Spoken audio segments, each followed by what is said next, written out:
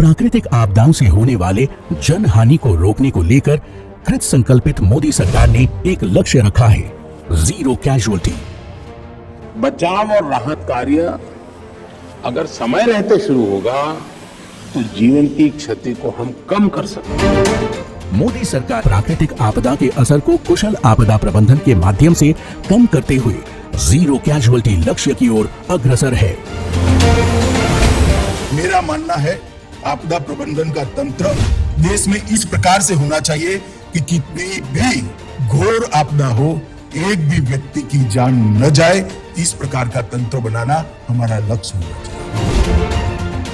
इसके लिए गृह मंत्रालय ने एक समग्र और एकीकृत दृष्टिकोण अपनाकर आपदा प्रबंधन को अब प्रिवेंटिव और अर्ली वार्निंग सिस्टम पर आधारित किया है।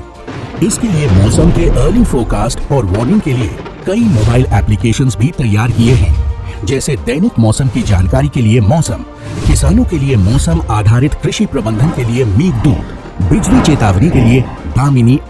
मोदी सरकार के जीरो कैजुअल्टी अप्रोच के तहत देश के 28 शहरों में एनडीआरएफ का रीजनल रिस्पांस सेंटर एवं सभी राज्यों में एसडीआरएफ कार्यरत है।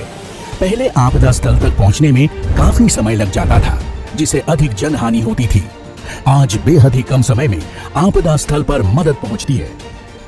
कॉमन अलर्टिंग प्रोटोकॉल या कैप के जरिए आजकल बाढ़, चक्रवात जैसे आपात स्थितियों के दौरान जनता को सलाह और चेतावनी जारी की जाती है। पिछले 4 वर्षों में तूफान और बाढ़ के अलावा देश में आने वाले अन्य आपदाओं को लेकर भी गाइडलाइंस बनाई गई है, जैसे शीतलहर और धुंध से बचाव, भूस्खलन जोखिम को कम करना, भूकंप से सुरक्षा, हीट वेव यानी लू से बचाव के लिए भी गाइडलाइंस जारी की गई है।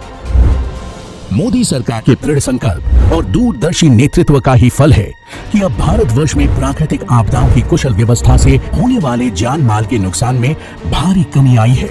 मोदी सरकार ने पिछली कुछ भयंकर आपदाओं के सफल प्रबंधन से ग्लोबल डिजास्टर मैनेजमेंट के लिए नया बेंचमार्क सेट किया है।